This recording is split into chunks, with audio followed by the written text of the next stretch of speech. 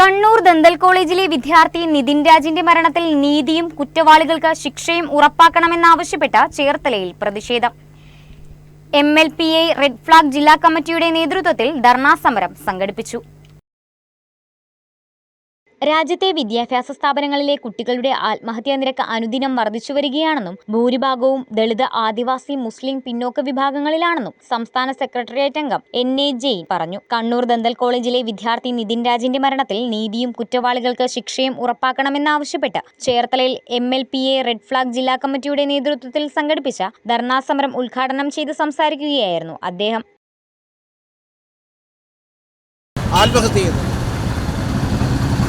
ഇവിടെ ഹിന്ദുക്കളെ ഒരുമിപ്പിക്കാനും ഹിന്ദു രാഷ്ട്രം കെട്ടിപ്പടുക്കുവാനും കുറേ സംഘപരിവാർ ശക്തികളും RSSും ദളിതനും പിന്നോക്കക്കാരനും എല്ലാം തന്നെ നമ്മളെല്ലാം ഹിന്ദുക്കളാണെന്ന് പറയുകയും ഒരു വശത്ത് ദളിതരെയും പിന്നോക്ക സമുദായക്കാരെയും അവർ ഈ ജാതി അധിക്ഷേപത്തിൻ്റെ പുറത്ത് അകറ്റി നിർത്തുന്നതിൻ്റെ ഒരു ഭാഗമായിട്ട് തന്നെയാണ് ഈ കോളേജിൽ നടന്ന സംഭവം.